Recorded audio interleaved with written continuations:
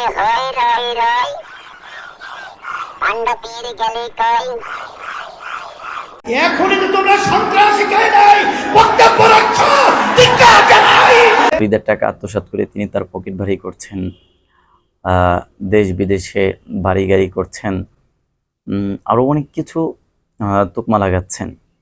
আস্তানা জব্দাখোরের আস্তানা।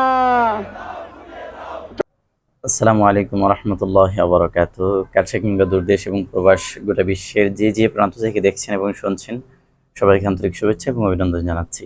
সাম্প্রতিক আপনারা দেখেছেন রাজনীতির ময়দানে চরমোনাই পীর সাহেব হুজুরকে ঘায়েল করার জন্য কিছু মানুষ যারা উপচে পড়ে লেগেছে।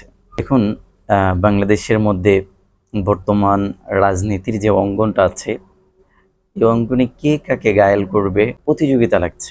অনেকে তুকমা দিচ্ছেন, মুরিদের টাকা আত্মসাৎ করে তিনি তার পকেট ভারী করছেন, দেশ বিদেশে বাড়ি গাড়ি করছেন, আরও অনেক কিছু তুকমা লাগাচ্ছেন। বাংলাদেশের হক্কানি পীরদের মধ্যে অন্যতম হলেন চরমোনাই পীর, যাদের অসংখ্য অগণিত মানুষের জীবন বদলেছে এই চরমোনার মাধ্যমে। যেই বাজাহারা আজকে নিজের ক্ষমতার বলে অপবাদ আরোপ করছেন, আল্লাহর আদালতে কিন্তু প্রত্যেকটা মানুষকেই দাঁড়াতে হবে। ইসলামী আন্দোলন বাংলাদেশের আমির বিশ্বাস চরমোনাইকে যেখানে পাবে সেখানে থেকে সাইজ করবার মেরে ফেলা হুমকি দেওয়া হয়। তাহলে তোমাদের মাধ্যমে জাতি ভালো কি আশা করতে পারে? এখনই তো তোমরা সন্ত্রাসী কে নাই বক্তব্য রাখছো, ধিক্কার জানাই, ঘৃণা জানাই, নিবেদিত হোক এই সব যুব আন্দোলনের সংগঠনের ছাত্রদের।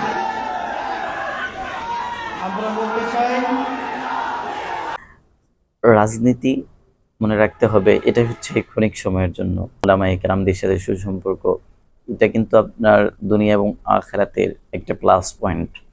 এজন্য আলেমদের ব্যাপারে কথা বলার ক্ষেত্রেও আমাদের সাবধানতা অবলম্বন করতে হবে। রাজনীতির জন্য আলেমদের বিরুদ্ধাচরণ করে হয়তো ক্ষণিক সময়ের জন্য কিছু পদ এবং পদবি পেতে পারেন, কিন্তু পরক্ষণে কিন্তু আপনার জন্য এটাই কাল হয়ে দাঁড়াতে পারে। এই জন্য রাজনীতি এমনভাবে করুন যেটা হয় স্বচ্ছ পবিত্র। রাজনীতি যদি করতে হয় তাহলে এমন রাজনীতি করুন যে রাজনীতির মাধ্যমে আপনার দুনিয়া এবং আখিরাত আলোকিত হয়। রাজনীতি করেছেন হযরত আবু বকর, ওমর, ওসমান, আলী রাদিয়াল্লাহু তাআলা আনহুম আজমাইনগণ। যদি করতেই হয় তাহলে এমন রাজনীতি করুন